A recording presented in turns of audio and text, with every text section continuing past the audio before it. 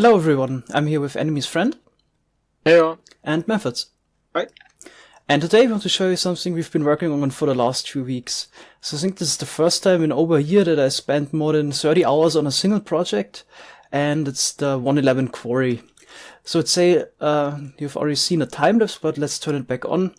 I haven't shown that it also works with sand, gravel, and fluids are mostly no problem.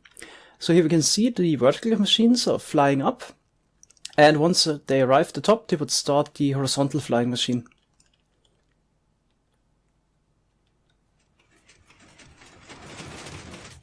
Okay, now the horizontal flying machines are launched, and blocks are picked up.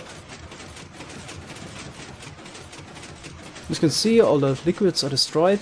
Here we have some ghost blocks, and the gravity blocks just fall down. They are broken by those torches on top of those hoppers. And the blocks will be grabbed by the vertical flying machine. Okay, now the vertical flying machine comes in, docks at the bottom. Now double piston extender grabs the blocks. Here the TNT tube will start, and the exact right time the blocks are pushed forward and broken by the TNT. And we plan to build this in the Nether. That's why we want to collect items with stone. And now let's talk about the advantages of this quarry over older concepts. So first of all, it creates way less lag, because it has less moving blocks. So in older concepts, we had just the redstone blocks and the slime blocks, and had to connect everything. And we have more of a cellular design. So each flying machine has its own engine, and with way less moving blocks in total. Also, we don't use basically any redstone dust besides the whole Nasm. Yeah, so for example, at the part here at the bottom, it was very important for us to make it as lag friendly as possible, and we don't use a single redstone dust for all the tileable design elements. So here, double piston extender that grabs the blocks is completely powered by observers and chained with pistons and rails. Same goes for the TNT tuber. We don't use a single redstone dust there.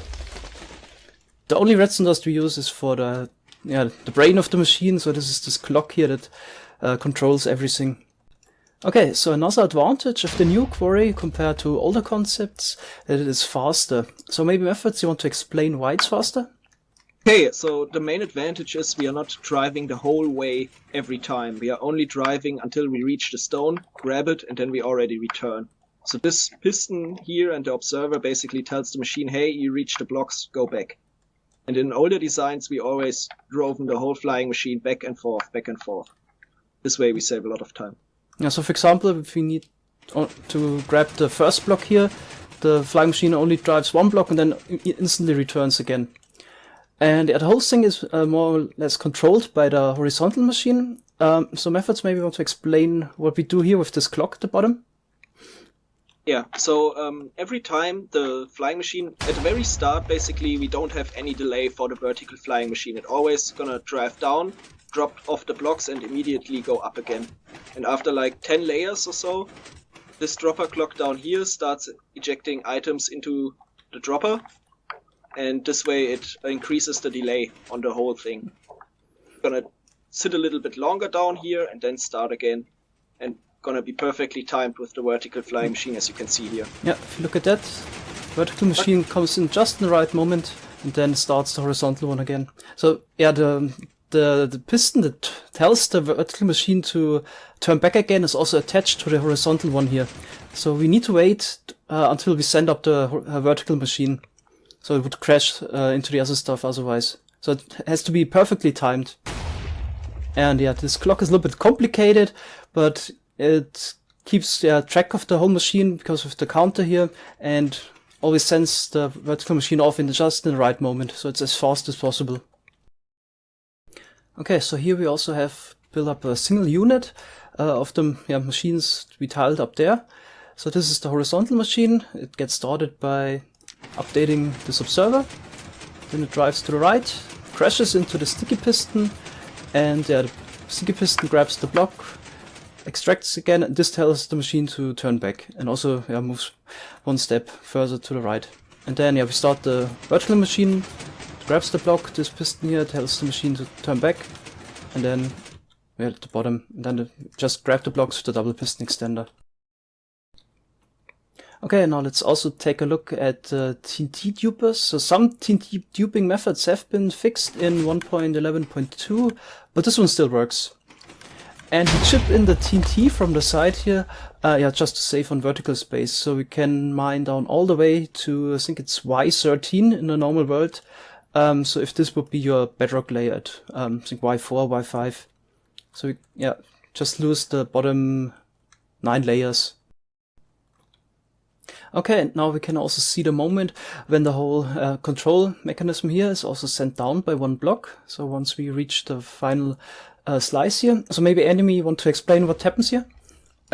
We detect that we reach the end of the quarried area with detecting this glass block here with the observers.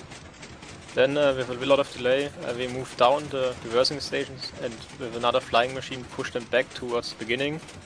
So they're reset for the next layer. And when we arrive here we detect that they come back and send the flying machine that return the reversing piston and observer. We return that flying machine as well.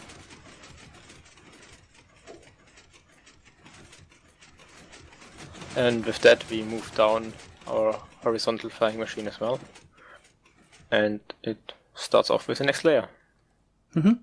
Yeah, and now let's just follow how this mechanism returns that pushes back the other mechanism that tells the horizontal machine to return. And it's just getting stopped here because we have a lot of blocks here, we can't push past those. So we have the push limit of 12 blocks, so it just stops. So for example, if you compare this to Coolmann's version, we had this giant flying machine on the side. This got a lot smaller now, and the other advantage of this quarry is that we don't need to dig out that many blocks on the side. So we just need an 8 wide trench for this part here and also on the other side, and that's pretty much it. So everything is really in this 8 wide trench. Also on the other sides we need a 1 wide trench. Yeah, for this part here, we're gonna show it in another world. So this was a 60 by 60 quarry, but now let's take a look at the one we built up in the Nether. Okay, so here we are at the big version in the Nether. So this is a 300 by 360 quarry, and that's actually something we want to build up on our survival server. It's so huge that we even need extra player here in the middle, so while the quarry is running, so all the chunks are loaded. But still, the quarry is really lag friendly, so we did some testing with Gnamon's carpet mod, and the quarry was running at 80 to 100 TPS. So it's no problem at all to run this quarry on your server and do something else on the side.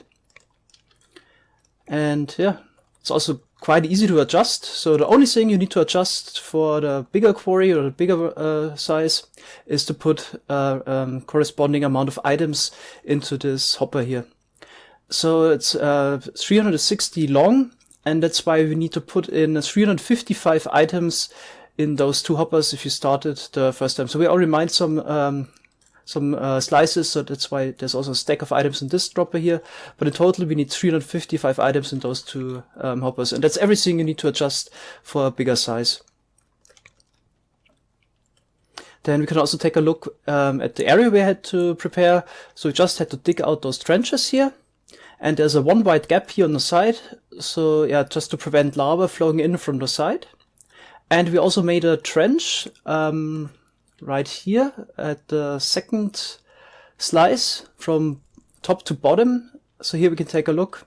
So if we would have, for example, lava source right here, so it doesn't flow into the redstone wiring, so it would just flow down here, and that's where the lava would be collected. So that's the only thing we need to prepare for the quarry. Okay, I've almost forgotten to say, you need 15 blocks mined out at the top for the quarry. So you could, for example, use the tunnel bore machine I showed recently on my channel. And what's also noteworthy is that if you want to build this up in the Nether, you definitely want to use a mob switch, because a gas shooting at the quarry would wreck a lot of stuff. So either get a lot of shulkers to this area, or could also have a second account standing near Blaze Spawner, for example. And also, it's obviously, you also need to remove all immovable blocks, spawners, chests, in the overworld, obsidian, because obviously the quarry can't move them, so they would also break it. So we have the quarry running now, and we build up a working minecart loading system, so we can even collect the items now. So we send off a hopper minecart every 18 seconds, and this should make sure that we collect all the items. So as you can see here, they're picked up and unloaded with a unloading system here. So we stack the minecarts on top of each other and always send one off every 18 seconds. Once it's gone through, it has 18 seconds of time to sit on here and get unloaded. Yeah, so it sits on 2 hoppers at once, so it unloads a little bit faster. Then we even have made an item storage, so that all the items are shot out here and transported over this ice lane and then into this shulker box loading system. So with a quarry of this size, we would get about 7 million Netherrack, about 65,000 quartz, 90,000 magma blocks, and it was 60,000 soul sand and 60,000 nether bricks. And it would take the quarry about 100 days to finish this 360 by 360 perimeter. The small one we showed earlier would take about 2 days. So I guess we covered it all. Anything left to say? The amount of resources you get in the nether varies on your location, so you could pick out something with very little lava lakes and a lot of fortresses, or whatever you like. Something with a lot of soul sand, for example. Okay, then I would say thanks a lot for watching. If you're interested in building this, I provide world downloads for the big and the small version. And that's it. Have a nice day and goodbye. Bye bye. Bye.